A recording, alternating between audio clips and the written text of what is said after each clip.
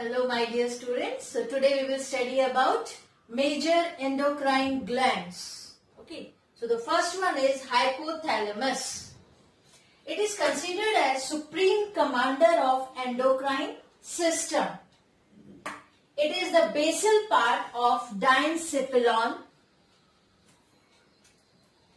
It contains several groups of neurosecretory cells called nuclei which produces the hormones. These hormones regulate the synthesis and secretion of pituitary hormone. Now, there are different type of hormones which are secreted by this gland. Now, here the name of the hormones are, the first one, thyrotropin releasing hormone, TRH.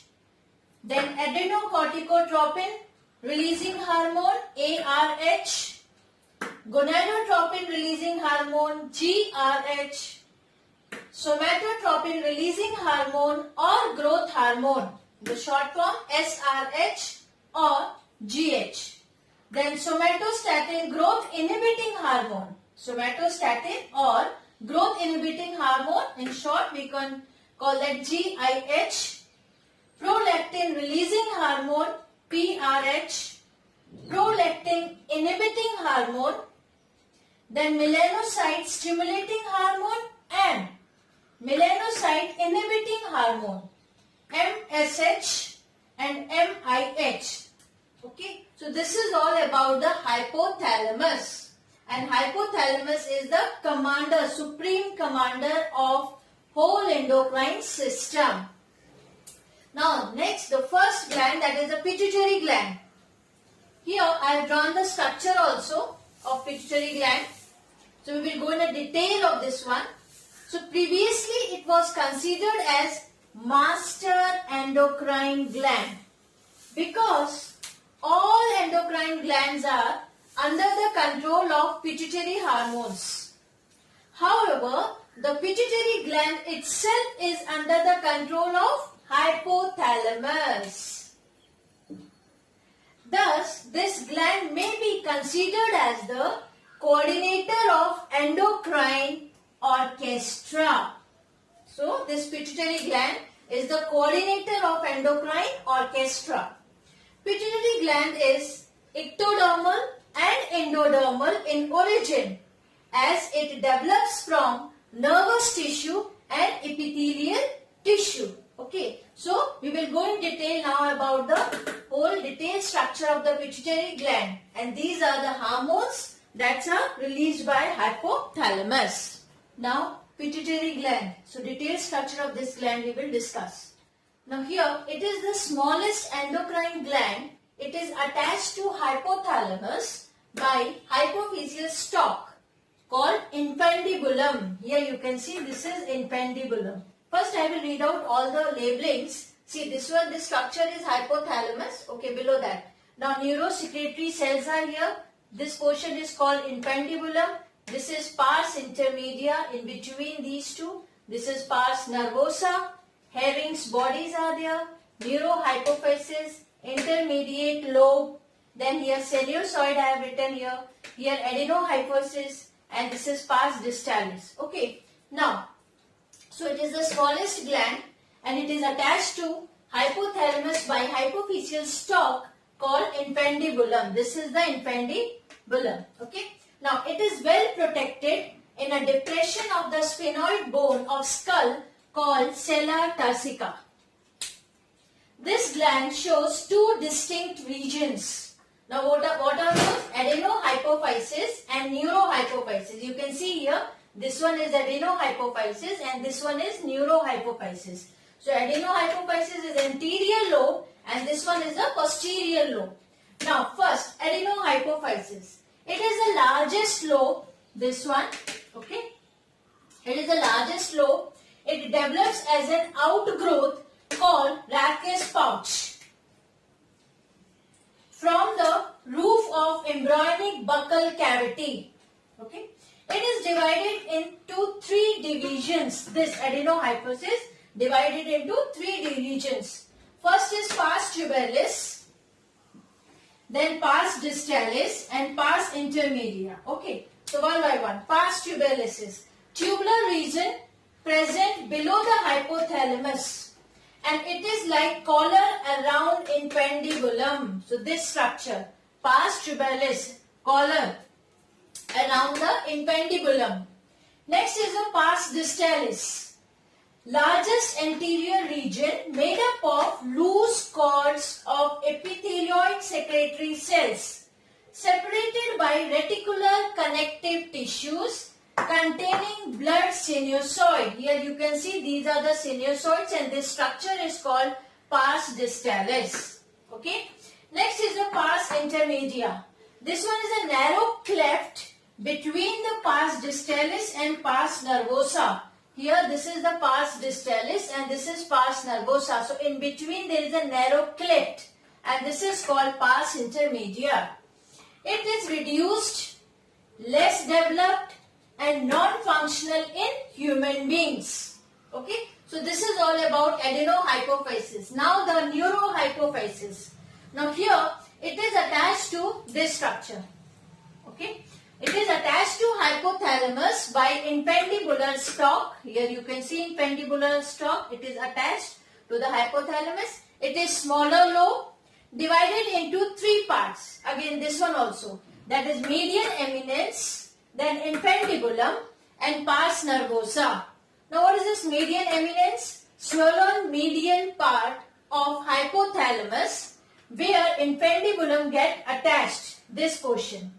Lower part of the hypothalamus, okay, where the infundibulum get attached to this one. So this is called median eminence. Then infundibulum, this structure, it hypophyseal stalk. This infundibulum is hypophyseal stalk and help in the attachment of pituitary gland to the hypothalamus, and it contains mainly axonic fibers of neurosecretory cells present in hypothalamus. Here you can see these are the neurosecretory cells. Okay, and this extended up to here. So this zone is axonic fibers. So all infundibulum that contains the axonic fibers of neurosecretory cells.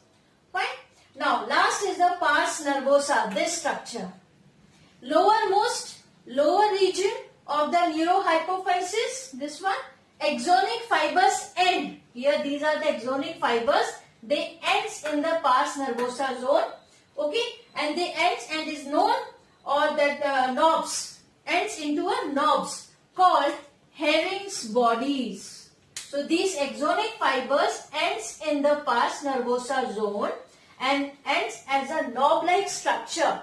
And this is called Herring's body. Here you can see these are the Herring's bodies. And they release neurohormones. This one. So this is all about pars nervosa. So neurohypophysis having three parts, and even the adenohypophysis having the three parts. And this is the detailed structure of pituitary glands. Now we will study about the hormones which are released from this gland. Now hormones of pituitary glands. Now here, first of all, we will discuss about hormones of adenohypophysis. Okay. Now, somatotropic hormone, first hormone secreted by adenohypophysis. Now, somatotropic hormone or growth hormone, STH or GH. The principal action are the promotion of linear growth in the skeleton, increase in size of muscles and connective tissues. Okay. It also promotes protein synthesis, lipolysis in adipose tissues to release more fatty acids. It promotes growth of bones by absorption of calcium. Okay. And hypersecretion of growth hormone in childhood leads to gigantism, and in adults leads to acromegaly. Now what is this acromegaly? Abnormal growth of hand, feet and face. Okay. Now hyposecretion. This is all about hypersecretion. Now hyposecretion of GH, growth hormone, in childhood leads to dwarfism. Okay. Here types are there. Frolic dwarf are mentally abnormal and Laurent-Dwarf are mentally normal. Okay. Now, hyposecretion of growth hormone in adult. This is all about in childhood. In adult causes Simon's disease. Now, what is this Simon's disease? Loss of body hairs or the premature aging. Okay. Now, this is all about the somatotropic hormone or growth hormone. Now, next is the thyroid stimulating hormone, TSH. Okay. Now, this stimulates thyroid gland to increase the uptake of iodine for the synthesis of thyroxine. Hyposecretion of TSH leads to thyroid atrophy. Thyroid atrophy means absence of goiter. Okay. So this is all about thyroid stimulating hormone. Now the third hormone released by adenohypophysis is adrenocorticotropic hormone or ACTH. Now this stimulates growth and secretion of adrenal cortex hormone, okay, glucocorticoid and mineralocorticoids. Okay, so this secretion of adrenal cortex hormone, glucocorticoid and mineralocorticoids. The regulation of ACTH secretion is under control of hypothalamic CRF. CRF is corticotropin releasing factor. Now, hyposecretion of ACTH leads to Addison's disease. Addison's disease means adrenal failure, which affects carbohydrate metabolism and leading to weakness and fatigue. Hypersecretion of ACTH leads to excessive growth of adrenal cortex, causing Cushing disease. Okay. Now, fourth hormone released by adenohypophysis is prolactin or luteotropic hormone, PL or LTH. Okay. Now, this secretion is regulated by PIF, prolactin inhibiting factor of hypothalamus. Function to these hormones, function of mainly these hormones are, what are the function of prolactin? Okay. Now, development of mammary gland, secretion of the milk in the mammary gland, maintenance of corpus luteum, which secretes progesterone during pregnancy.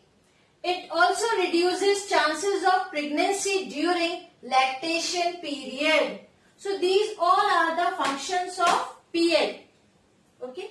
Now the fifth hormone, gonadotropic hormone, GTH. Now here there are two types of GTH, FSH and LH. Now what is this FSH and LH? We will study. So first of all, the secretion is regulated, secretion of GTH, gonadotropic hormone, is regulated by gonadotropin releasing factor, GHRF of hypothalamus. Fine. Now come to next, this is FSH. Okay. This one is over, this one is over. Now, FSH, follicle stimulating hormone. In female, it stimulates germinal epithelium of ovary for oogenesis and development of Graafian follicle. It also stimulates secretion of estrogen. Estrogen is responsible for the growth of secondary sexual characters in the case of female. So this is about FSH in females. Now in males, this FSH, follicle stimulating hormone, it stimulates germinal epithelium of seminiferous tubules for spermatogenesis. So here helps in spermatogenesis in the case of female, oogenesis, and production of mature sperms. Fine. Now deficiency of this follicle stimulating hormone FSH will cause infertility in both the sexes, male as well as in female. Now the next is LH, luteinizing hormone. In female, it stimulates Graafian follicle to rupture and release of ovum. Release of ovum. Further, corpus luteum secretes corpus luteum secretes gestational hormone, and that hormone is called progesterone, and this hormone is responsible for maintenance of pregnancy. Okay, now this is in the case of female. Now in the case of male, LH, luteinizing hormone, is called as ICSH, that is interstitial cell stimulating hormone. Now this stimulates the secretion of testosterone. And what is the function of testosterone? For the development of secondary sexual characters in the case of males.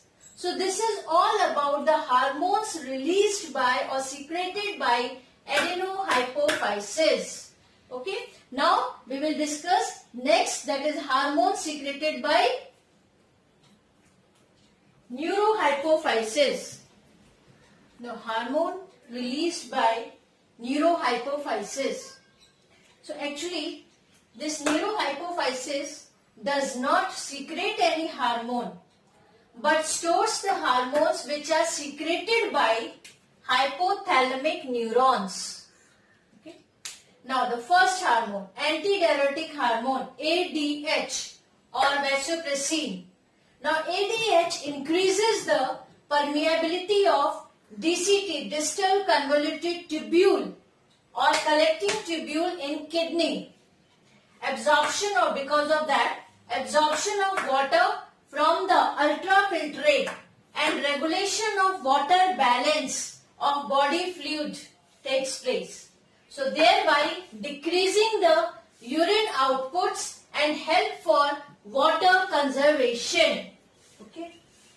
Then ADH also controls constriction of arterioles to increase blood pressure in kidney, which facilitates the ultrafiltration, so-called vasopressin. Now deficiency of ADH causes diabetes insipidus, that is loss of large quantity of water through urine, and because of that it results in polydipsia. Now what is this polydipsia? Increased thirst. Hypersecretion of ADH that cause antidiuresis, means less urine formation, and stimulates the water retention in body fluid. Now the next hormone released or stored here in the neurohypophysis is oxytocin, and this is also called as birth hormone. It stimulates contraction of the uterine myometrium at the end of gestation to initiate the labor pain for normal delivery. It stimulates myoepithelial cells of mammary gland for milk ejection during breastfeeding. It also helps in the fertilization by powerful contraction of the uterine musculature to drive the sperm towards upward, means towards fallopian tube for fertilization. Then the next hormone. Okay, so ADH is over, oxytocin is over. Now melanocyte stimulating hormone,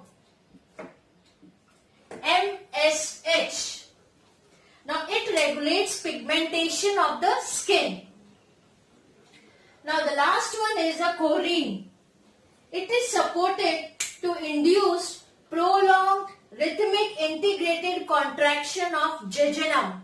Jejunum is the part of small intestine, isn't it? So this helps or supposed to induce the prolonged rhythmic contraction of jejunum. So this is all about the hormones of neurohypophysis. Thank you.